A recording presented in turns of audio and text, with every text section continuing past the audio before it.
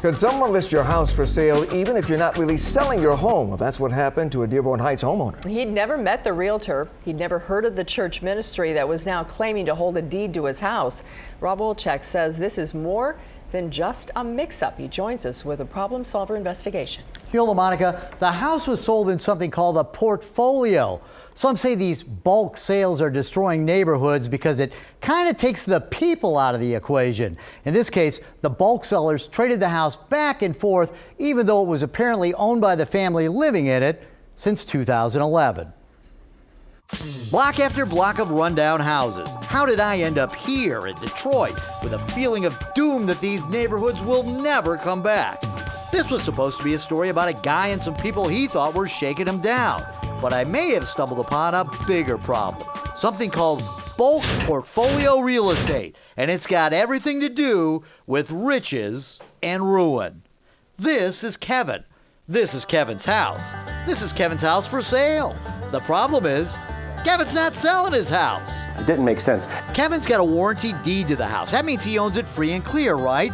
Kevin or someone in his family's lived in the home since 2011. So imagine Kevin's surprise when a few months ago, strangers started showing up at his house, looking in the windows, taking pictures of his house. When Kevin confronted the looky-loos, they told him, well, the house is for sale. We went to Google, we looked it up, we found out it was listed by Wendy Briggs. Who's Wendy Briggs? Well, she's a real estate broker, and she's also a bulk portfolio home buyer. What's that mean? It's like going to one of those warehouse stores and buying a ton of paper towels because they're super cheap if you buy them in bulk. Except instead of paper towels, she's buying houses. How many homes does Wendy Briggs have? According to this map I got from the University of Michigan Dearborn, a ton.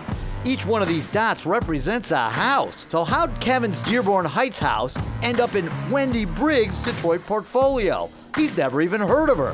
Kevin calls her. Wendy, I says, what needs to be done for this to go away? How do we fix this? She says, somebody's got to give Come Back Home Ministries $15,000. Who's Come Back Home Ministries? They're another group involved in bulk portfolio home buying. Kevin's never heard of them either. Kevin's praying for help, so he calls the problem solvers.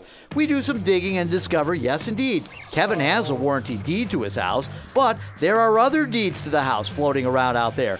Quitclaim deeds, which are basically quickie deeds that make it easy to move a house from one party to another. Turns out Wendy got the house quitclaim deeded to her company, Trading Places, in a bulk home portfolio transaction, along with more than 100 other homes in 2013. She buys it for $3,000, right? Never even shows up. She takes and turns around and quitclaim deeds it to Come Back Home Ministries for $1. And then Come Back Home Ministry takes that and he sells the property for $8,500 to this other guy. The other guy? This guy, Franz John I. Vizai. You guessed it, he's another bulk portfolio home dude. Franz then quitclaims the house for $1 back to Come Back Home Ministries. What the heck is going on? I'm gonna talk to Franz. Listen, my friend, I bought a house and they refunded me. Wendy. I bit off way more than I could chew. The pastor from Come Back Home Ministries. It's no scheme. And the guy who somehow started this whole mess in a minute. But first, this is Dr. Joshua Akers from the University of Michigan Dearborn. He's behind a research project called Urban Praxis. They out bulk property owners. He thinks portfolio buying is contributing to the decay of neighborhoods. Houses that were once owned by families are now commodities. They're not homes, they're things. Things sold in bulk. Here's how a bulk portfolio business person works. I get a bunch of investors together. I have a portfolio of 150 properties. The condition of all of those properties don't really matter. What I'm going to sell to you as an investor is the idea that you're going to get 20% returns. So the emphasis is on me to find a way in which to produce those returns. The buyers take a gamble that some of the properties are salvageable. Some of them aren't, but that doesn't matter. They're dealing in bulk. Or you just leave that in there to keep the number of properties in your portfolio looking robust. So who are these bulk portfolio home traders? Top-notch real estate whizzes? Upstanding citizens looking to better the neighborhoods? Let's examine the bulk portfolio people involved with Kevin's house. First off, there's Douglas Diggs. He was appointed as a receiver by the court to clean up a mess involving homes bought in a giant scheme called the Paramount case involving the Detroit Police and Fire Pension Fund. The problem is, Kevin's house doesn't appear to be a part of that case. But there's Diggs' signature quit-claiming Kevin's house to Wendy's company. I asked Douglas Diggs if he was to blame for Kevin's house seeming to get plucked out of nowhere and into a bulk sale he oversaw. Whose fault is it? Is it your fault?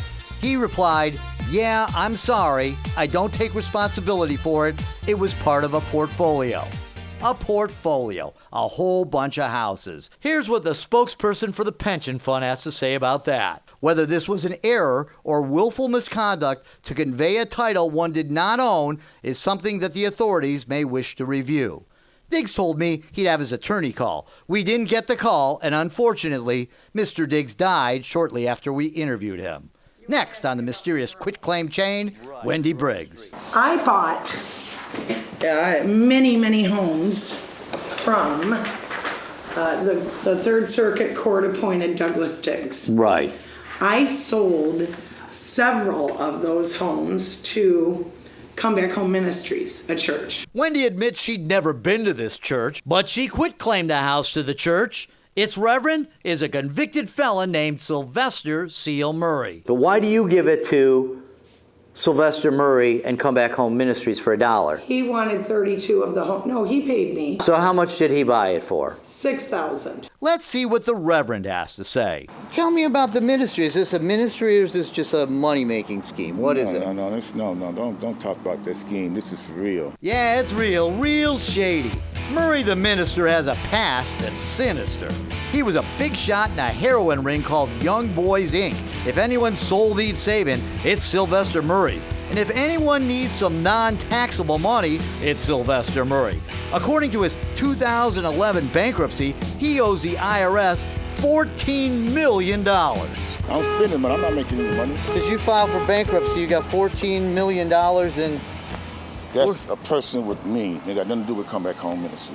I hate to doubt a man of the cloth, but I can't even find this place. They're not on the directory in the office they claim to rent. There's no one at either of their addresses. I caught the Come Back Home minister coming back out of the Mapleview liquor store in West Bloomfield. So where's the congregation meet, Rev? Church is on 15167.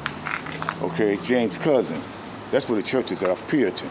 You have a church? Yes. Nice try. That address is this vacant lot. Next, I meet up with Franz Avijay. A warning, this guy's kind of camera shy. Might be because he's a registered sex offender. I need to find out about this quitclaim deed that you did with this house from Come Back Home Ministries. You bought this house for $8,000 and then you quitclaimed it back to Come Back Home Ministries. Okay. This guy's having a lot of problems with his house. Can you fill me in on what this is all about?